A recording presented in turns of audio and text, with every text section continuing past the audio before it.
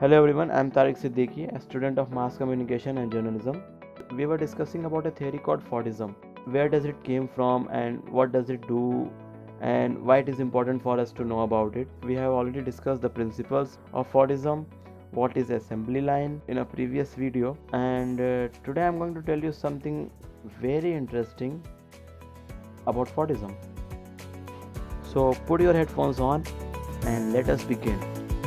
Within Fordism, Fords and other car manufacturers built cars for the working wage class middle family. That they targeted huge working class and middle class sector population in the US instead of what we see today.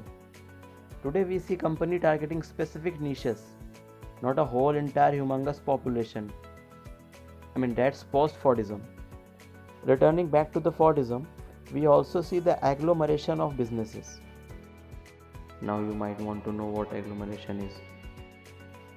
So agglomeration simply means a mass or a collection of things, an assemblage, and in economics, an agglomeration of business means build-up of similar business of one industry in one location. So back in the day, each business such as a tire company or a body car company were located really close together, so a car could be made much more quickly. The body company didn't have to wait for the tires to come in cross country or across the world from India or China to finish the car or truck that they are producing.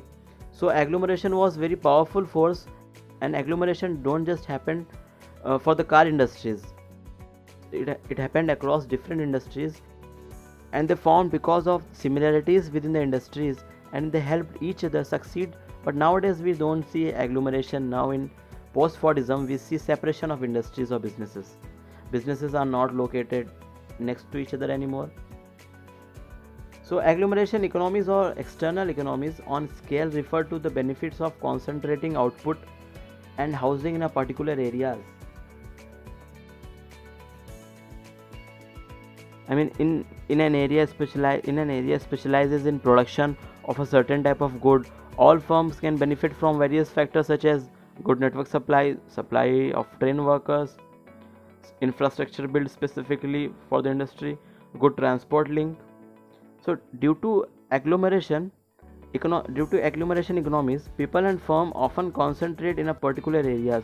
For example, people tend to move cities where there is a great choice of jobs, social activities, and specialist services.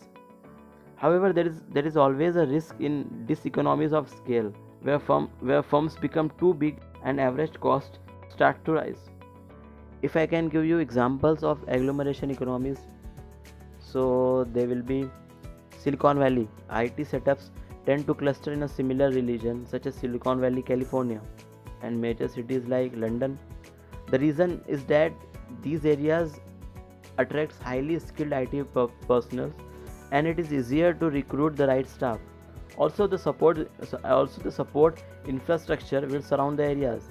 There will be a competitive market for designers, software designers, and proofreaders. And the second would be West Midland car industry. In the UK, the West Midlands around Birmingham became an important hub for car production in the UK. Around this area developed good transport link and firms servicing the industry with spare parts. And the third would be Chinese clothing manufacturers. China has seen a strong growth in manufacturing industries on the southeast coast. These areas have good transport link for exporting to the rest of the world.